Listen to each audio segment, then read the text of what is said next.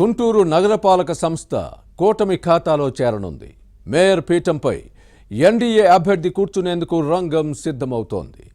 YCP mayor Kavati Manohar నాయుడుపై అవిశ్వాసం పెట్టేందుకు కూటమి రెడీ అయిన సమయంలో ఆయనే రాజీనామా చేశారు.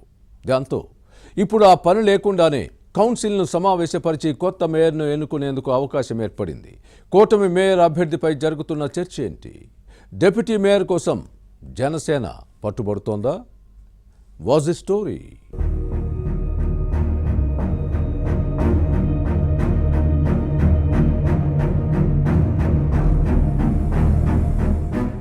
ఏపీ రాజధాని అమరావతి ఉన్న గుంటూరు జిల్లాలో రాజకీయ పరిణామాలు వేగంగా మారుతున్నాయి. వైసీపీ ఆధీనంలో ఉన్న మున్సిపల్ కార్పొరేషన్ పాలన కూటమి పరం కానుంది. పదవిలో కొనసాగితే అవిశ్వాసం ఎదుర్కోవాల్సి వస్తుందన్న భయంతో గుంటూరు మేయర్ పదవికి కావటి మనోహర్ నాయుడు రాజీనామా చేయడంతో పీఠం కూటమి ఖాతాలో చేరనుంది. టీడీపీ నేతృత్వంలోని ఎన్డీఏ ప్రభుత్వం అధికారంలోకి వచ్చిన తర్వాత పొలిటికల్ సీన్ చేంజ్ అయింది. ఇటీవల జరిగిన నగర పాలక సంస్థ స్టాండింగ్ కౌన్సిల్ ఎన్నికల్లో మొత్తం 6 స్థానాలు కూటమి అభ్యర్థులు గెలుచుకున్నారు. ఆ తర్వాత నుంచి మేయర్ పీఠంపై గురిపెట్టిన కూటమి ఇందుకు అనుగుణంగా పావులు కదిపింది. ఈ నెల 17తో ఫ్యాన్ పార్టీ పాలక వర్గం 4 ఏళ్ల పదవీ కాలం పూర్తయింది. దీంతో మేయర్పై అవిశ్వాస తీర్మానం పెట్టే అవకాశం ఏర్పడింది. ఇందుకు మద్దతు కూడగట్టే ప్రయత్నంలో ఉంది. కానీ అవిశ్వాసం ఎదుర్కొని పదవి నుంచి దిగిపోవటం అవమానమని భావించారు కావటి మనోహర్ నాయుడు. దీంతో అంతకంటే ముందు రాజీనామా చేస్తే పరువు నిలుస్తుందని అనుకుని ఆ పని చేశారు.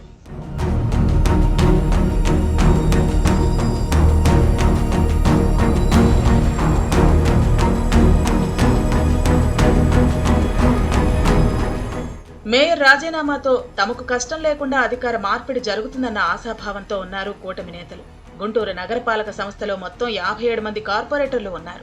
ఒకరు చనిపోవడంతో ఓ స్థానం ఖాళీగా ఉంది. మిగిలిన 56 మంది కార్పొరేటర్లలో స్టాండింగ్ కమిటీ ఎన్నికల నాటికే కూటమి బలం 29 మందికి చేరింది. మేయర్ పీఠాన్ని ఎన్డీఏ దక్కించుకోవడానికి ఈ సంఖ్యాబలం సరిపోతుంది. కానీ మేయర్పై అవిశ్వాస తీర్మానం పెట్టాలంటే మాత్రం 42 మంది కార్పొరేటర్ల బలం కావాలి. కానీ అంత స్ట్రెంత్ కూటమిలో ప్రస్తుతం లేదు. వైసీపీ నుంచి కొందరు టీడీపీలో చేరేందుకు సిద్ధంగా ఉన్నారు.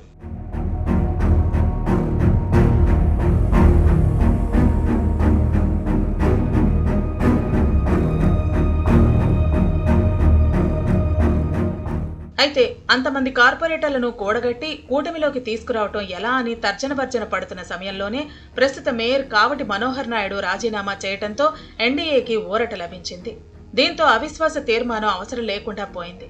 ప్రస్తుతం ఎన్డీఏకి 29 మంది ఉండగా వైసీపీకి 27 మంది కార్పొరేటర్లు ఉన్నారు. వీటికి అదనంగా గుంటూరు ఎంపీ పెమ్మసాని చంద్రశేఖర్, 3 ఎమ్మెల్యేలు కూటమికి ఉన్నారు. గుంటూరు ఈస్ట్ శాసనసభ్యుడు నసీర్ అహ్మద్, వెస్ట్ ఎమ్మెల్యే గల్లా మాధవి, ప్రతిపాడు శాసనసభ్యుడు రామాంజనేయులు పదవీ రీత్యా కార్పొరేషన్లో సభ్యులు. వీరికి ఓటు హక్కు ఉంది. దీంతో మేయర్ పీఠం మార్పునకు మార్గం సుగమం అయింది. ఏ క్షణమైనా గుంటూరు మేయర్ పీఠంపై కూటమి అభ్యర్థి కూర్చునే అవకాశం ఉంది.